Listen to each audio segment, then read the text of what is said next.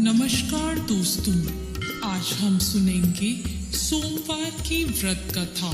प्राचीन काल की बात है। एक गांव में एक साहूकार रहता था। साहूकार बहुत धनी था, लेकिन उसकी कोई संतान नहीं थी। साहूकार अपने वंश को लेकर हमेशा चिंतित रहता था। साहूकार भगवान शिव को प्रसन्न करने के लिए सोमवार का व्रत रखता था और व्रत के दौरान भगवान शिव पार्वती की पूजा करता और शाम को शिवलिंग पर दीपक जलाता था। साहूकार की पूजा अर्चना को देखकर एक दिन माता पार्वती ने भगवान शिव से कहा, हे प्रभु, ये साहूकार परम भक्त है। प्रति सोमवार को विधि विधान से आपकी पूजा करता है। मुझे लगता है कि आपको उसकी मनोकामना पूर्ण करनी चाहिए। शिवजी ने पार्वती जी की बात को सुनकर कहा, हे गौरी, ये संसार एक कर्म क्षेत्र है। जैसे एक किसान अपने खेत में बीज बोता है तो कुछ वक्त बाद उसे पेड़ मिलता है, उसी तरह इस संसार में आदमी जैसा कर्म करता है उसे उसका वैसा ही फल मिलता है।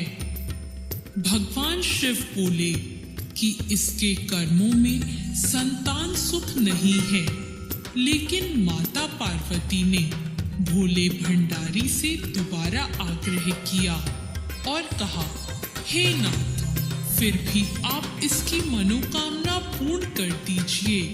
यह आपका परम भक्त है। अगर आपने अपने भक्तों की इच्छा को पूर्ण नहीं किया तो वो आपकी पूजा आराधना क्यों करेंगे?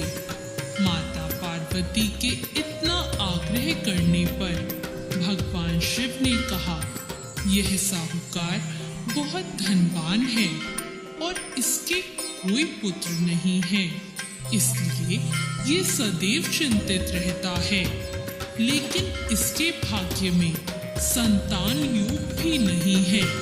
लेकिन तुम्हारे आग्रह करने पर मैं इसे पुत्र प्राप्ति का वरदान दे देता हूँ। लेकिन इसका जो पुत्र होगा वो केवल 12 सालों तक ही जीवित रहेगा। फिर एक रात्रि शिव जी ने साहूकार को स्वप्न में दर्शन दिए और कहा कि उसको जल्द ही पुत्र रत्न की प्राप्ति होगी, लेकिन उसका पुत्र दीर्घ आयु नहीं रहेगा, बल्कि केवल 12 वर्ष तक ही जीवित रह पाएगा। यह बात सुनकर साहूकार ना तो प्रसन्न हुआ और ना ज्यादा दुखी हुआ। साहूकार ने इस बात को सुनकर भी पूजा अर्चना जारी रखी और कुछ दिनों बाद साहूकार की पत्नी गर्भवती हो गई और उसने एक सुंदर बालक को जन्म दिया।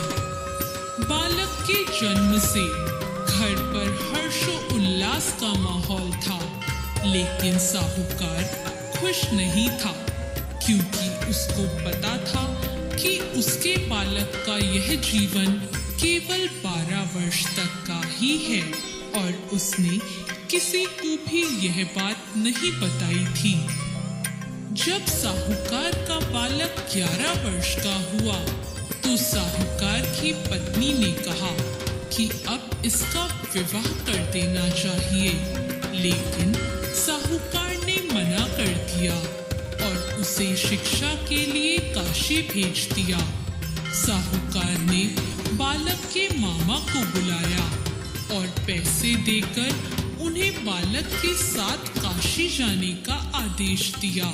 फिर साहूकार ने मामा भांजे से कहा कि वह काशी जाते समय रास्ते में यज्ञ करते हुए और ब्राह्मणों को भोजन कराते हुए ही जाए। दोनों मामा भांजों ने ऐसा ही किया। काशी जाते वक्त जिस रास्ते से मामा भांजे गुजर रहे थे उसका राजा अपनी पुत्री का विवाह एक ऐसे राजकुमार से करवा रहा था जो कि काना था, यानी उसे एक आंख से दिखता नहीं था।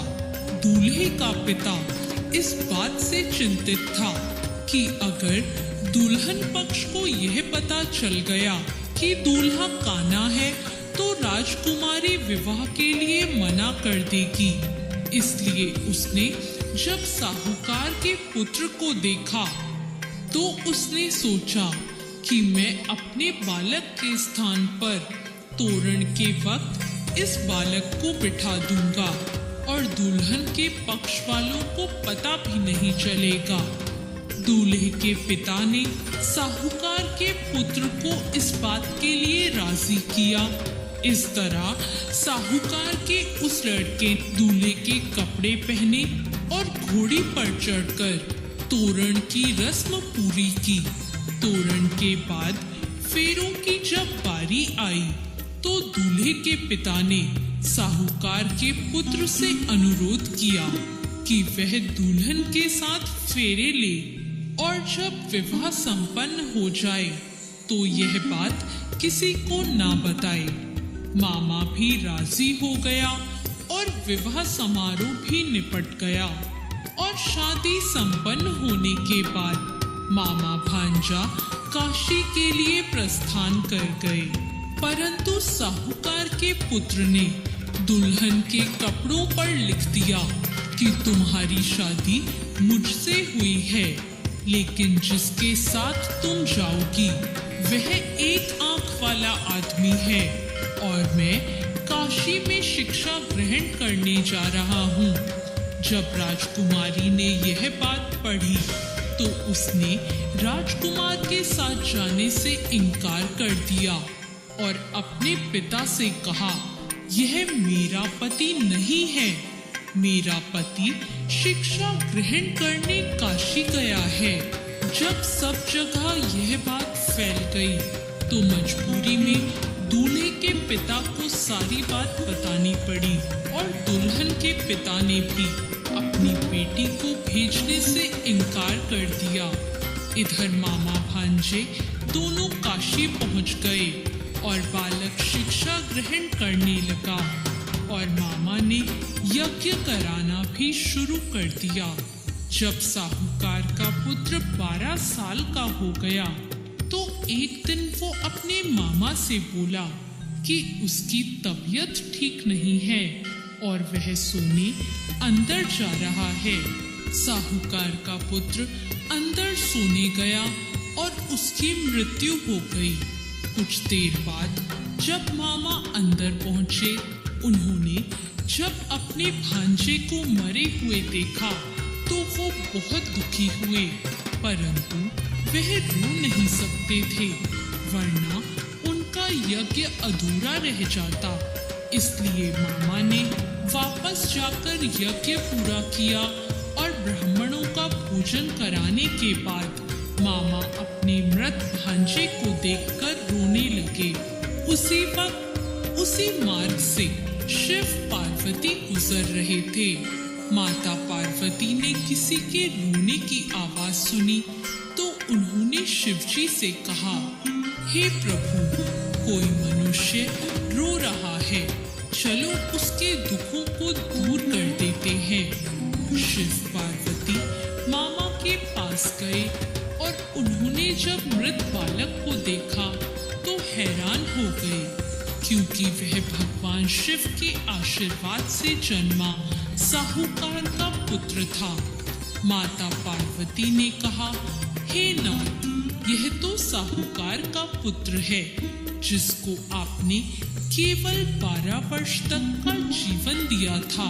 पार्वती जी ने मृत बालक को देखा तो उन्हें दया आ गई और उन्होंने शिवजी से कहा, प्रभु, आप इस बालक को जीवन दान दे दीजिए, वरना इसके माता पिता जीते जी मर जाएंगे।